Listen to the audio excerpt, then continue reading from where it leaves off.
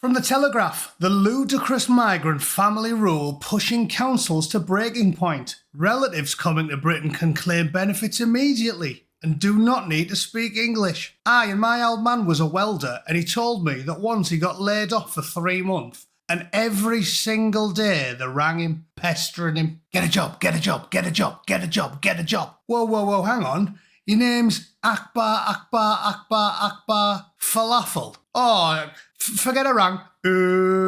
That's what would have happened if he moved to the UK illegally. So I'm going to read you this story. It's staggering. And I'm glad I read it today because prior to reading this story on the Telegraph, the only publication I subscribe to in the UK and actually pay for, because they at least attempt to be like, I don't know, slightly centre-left. The Telegraph published this and it provided some excellent rebuttals for this knobhead. Asylum seekers don't have housing and can't work. So where are they getting all the beer and the tabs from then, if they're not working? And as for housing, what do you think they're doing? Living with an old lady in a giant shoe.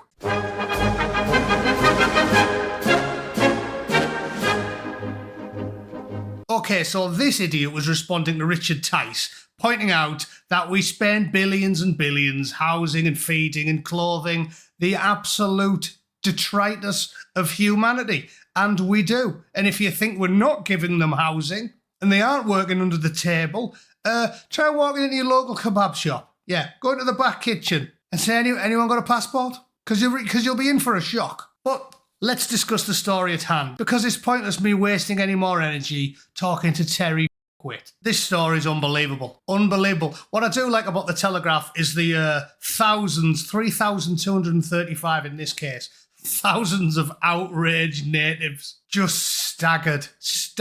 I mean, I hated buying all of Mick Philpott's cans, Chicago Town pizzas, and National Lottery scratch cards. I hated it. I resented it more than anything. I hated doing it.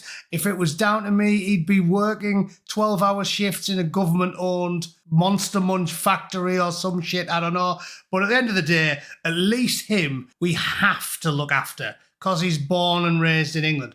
We have our own legions of scum we can deal with, thanks very much. We don't need to send out search parties like Mandelson and Blair did, importing people who do less work than Stephen Hawking's bicycle clips. No, we've got millions of them of our own we have to worry about. Thanks very much, lads. Anyway, sorry, I start rambling when I think about Mick Philpott. The only item I ever bought for him with my taxes that didn't increase the national debt was the Swans Vestas and the gallon of petrol he used to immolate his own house. But I digress. Let's read the article. Love the image they've used there. Love that. 10 out of 10 journalism. An accurate rendition of what the average dinghy looks like. Big, hairy, swarthy inbreds. Not a woman or a kid in sight. So yeah, cheers. Story was only published today, so you know it's recent. The council housing officer could hardly contain her frustration at the number of refugee families for whom she was having to find accommodation at taxpayers' expense. What refugee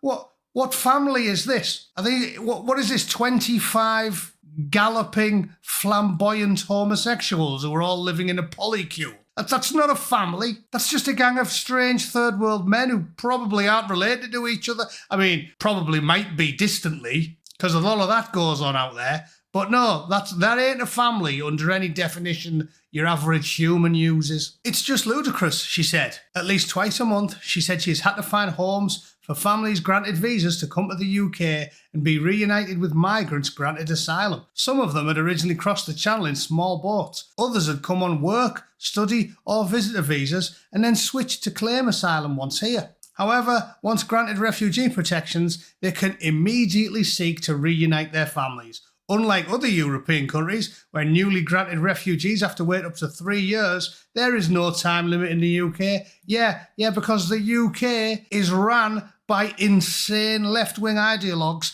in the Home Office and the civil service that don't change regardless of who you vote for. And Philip Rutnam, that baldy, scheming, Dr. Evil-looking twat, he took millions in wages from me and thee, dear listener, and then when they finally sacked him, he got $1 million golden handshake by suing us, because obviously the people who decide whether or not to win a case when they're suing the taxpayer are also brain-dead left-wing ideologues that are openly hostile to thee and me. So, of course, scum like that is living at large, living in a big posh house, because he's a parasite. Yeah, a full-blown parasite.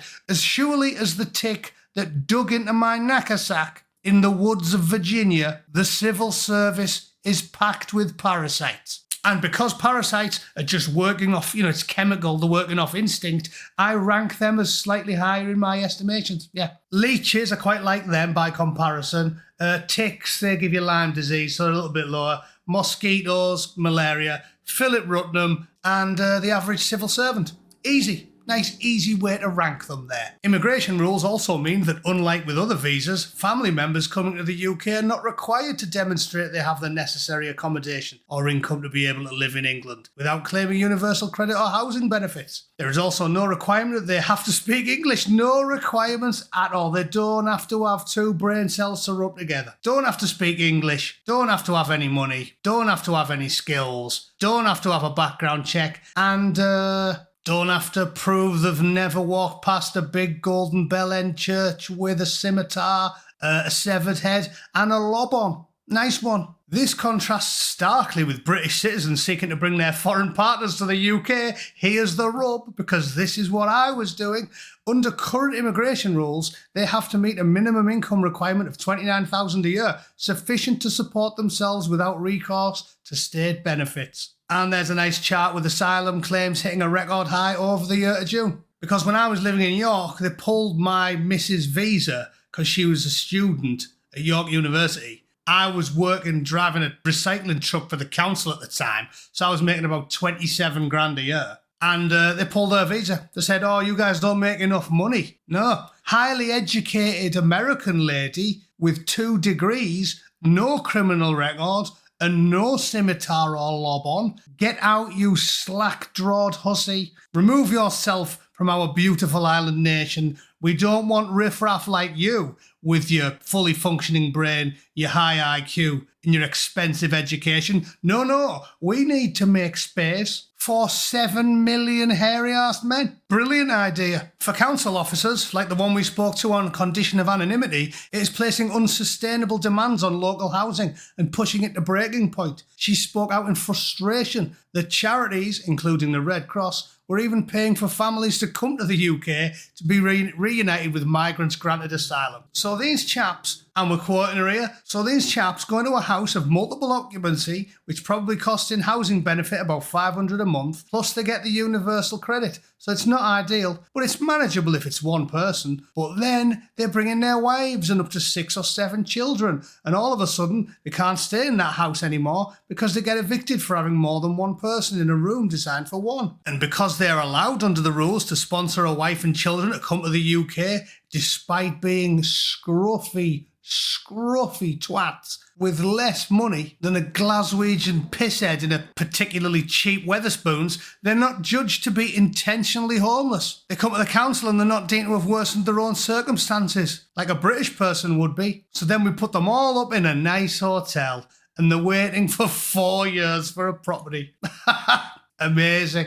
And then they end with a nice picture of the real problem assailing us. Yeah, the real problem. All those dirty, horrible, unwashed natives. How dare they? How dare they be upset about the continuing buggery of children? How dare they? Also, you know what makes me laugh? They keep talking about diversity. Look at that picture there. You got 1, 2, 3, 4, 5. You got like loads of women. You've got young women, old women, young men, old men, a couple of minorities there. There's a sort of swarthy looking fella at the back. There's a black lad there with a hoodie on, just under the flag.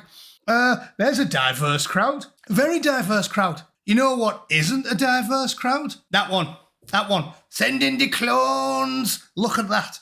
Diversity. So no, we're not promoting diversity. Even if I signed up to the absolute shiite that the brain-dead lefties parrot because they're in a cult. Diversity, diversity, diversity. That's not diverse. Look at the clip of that photo. If you squint, it just looks like they've photocopied the same fella 20 times. That's not diverse. That picture is, though. So I would suggest if you want to promote diversity, maybe you start promoting this type of thing instead. Yeah, but that's just what I think. That's just what I think. If you haven't got two brain cells to rub together because you read The Guardian instead of The Telegraph, please let me read your degenerate, incoherent ramblings down in the comments below. Yeah, if you can't be bothered, just put a rat in a shoebox and upend it on your keyboard and it'll probably make as much sense. Yeah, nice one. Thanks for tuning in, ladies and gentlemen. I'll see you all tomorrow. Toodle pip. Cheers.